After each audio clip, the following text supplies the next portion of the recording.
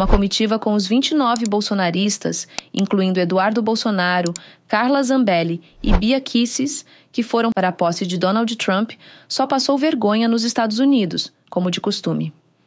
Na cerimônia oficial, no salão onde Trump fez seu discurso na rotunda do Capitólio, nenhum deles conseguiu entrar.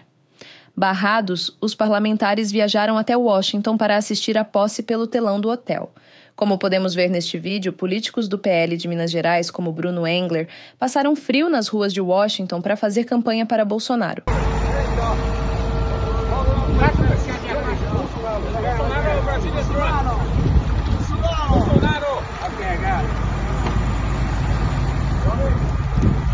Who's the guy in the white? Who is that, do you know? The Brazilian Trump, the former president of Brazil. Who is it? Bolsonaro. He's known like a Brazilian Trump. Oh, like a Brazilian Trump. Yeah. He's like a Brazilian Trump. Oh. Michele Bolsonaro, que viajou no lugar do marido impedido de sair do Brasil, também ficou de fora do local reservado para os convidados oficiais do republicano. A deputada Carla Zambelli, por sua vez, usou as redes sociais para explicar sua ausência das atividades, neste domingo em Washington, que precederam a cerimônia de posse do Donald Trump. Em post no seu perfil oficial no Instagram, Zambelli aparece com o nariz machucado e relata ter sofrido um acidente dentro do voo da American Airlines. Ela contou que foi tentar pegar o absorvente dentro do banheiro do avião e o painel caiu no seu rosto. Por último, o ex-presidente Jair Bolsonaro apareceu nesta ao lado do filho Carlos Bolsonaro e o relator do PL que prevê anistia aos condenados pelo dia 8 de janeiro, o deputado Rodrigo Valadares. Após o evento no Capitólio, Carlos usou as redes para publicar um vídeo do pai chorando durante o discurso de Trump.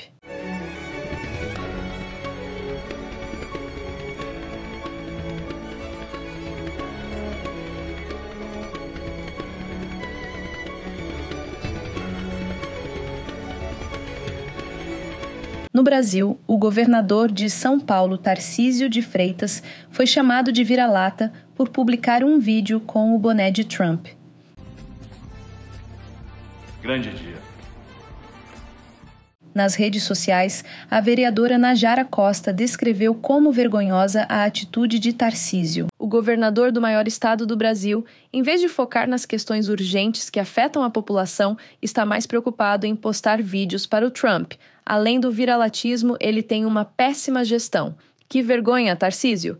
Em seu discurso de posse, como o 47º presidente americano, Donald Trump evocou uma série de lemas isolacionistas, ao proclamar o início da Era de Ouro dos Estados Unidos e ato que mira imigrantes que vivem no sul do país norte-americano. De saída, o republicano reafirma a guinada do país ao America First, uma ideia cunhada no início do século passado, que traduziu à época um período isolacionista dos Estados Unidos em detrimento das outras nações. Desse dia em diante, nosso país irá florescer e ser respeitado novamente em todo o mundo. Seremos a inveja de toda a nação e não vamos permitir que tirem vantagem de nós. Durante cada dia do meu mandato, eu vou simplesmente colocar os Estados Unidos ou a América em primeiro lugar. Na sequência, Trump envereda para acusações contra o governo Biden por corrupção. Eu volto à presidência com confiança e com otimismo. Sabemos que estamos numa nova era de sucesso nacional. As mudanças que aconteceram e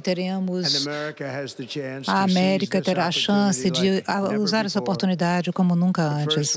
Mas antes, nós temos que ser honestos em relação aos desafios que enfrentamos.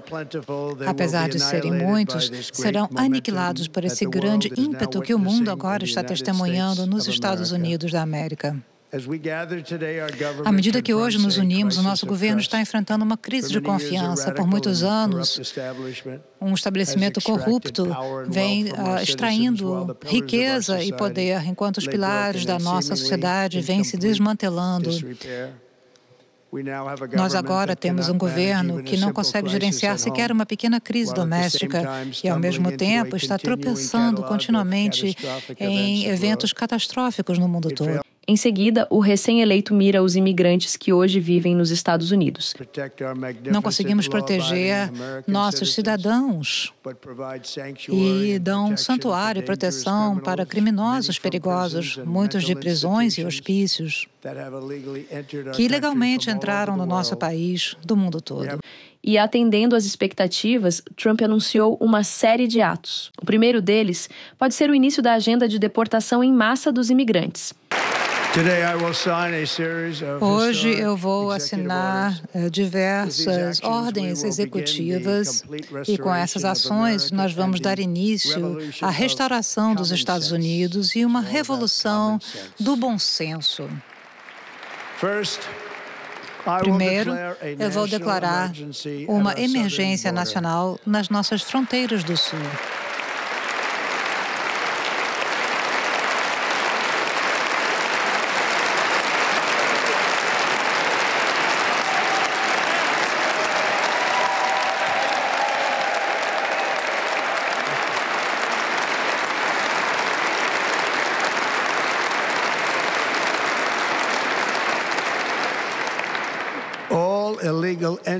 Todas as entradas ilegais serão impedidas e vamos começar o processo de retornar milhões e milhões de imigrantes criminosos de volta para os seus lugares de onde vieram. Vamos recolocar a ideia da política de fique no México.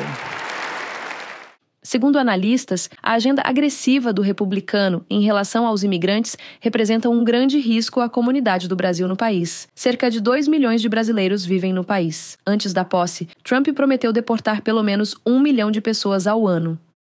Já pelo lado dos críticos a Donald Trump, parlamentares brasileiros da base governista, incluindo a deputada Carol D'Artora, do PT, destacou trechos do discurso do americano que ligam o alerta no cenário político global. Pessoal, eu estava aqui acompanhando o discurso do Trump e fiquei pensando algumas coisas. Em primeiro lugar, a gente já está em 2025, mas algumas coisas continuam atualíssimas. Como, por exemplo, o filme Não Olhe Pra Cima. Quem não assistiu esse filme, vá assistir, porque resume muito do momento que a gente está vivendo com essa posse do Trump. E todos os episódios da série Black Mirror hoje fazem mais sentido do que faziam ontem. Então, essas foram algumas coisas que eu fiquei pensando.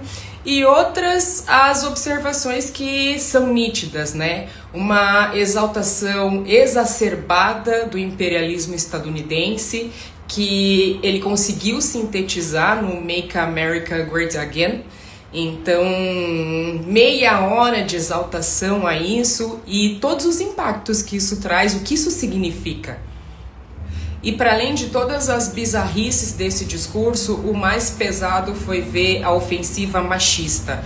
O Trump deixou muito nítido que pretende acabar com as políticas de gênero e que também pretende acabar com as políticas ambientais, que as pessoas que cometeram crimes ambientais não precisarão responder mais.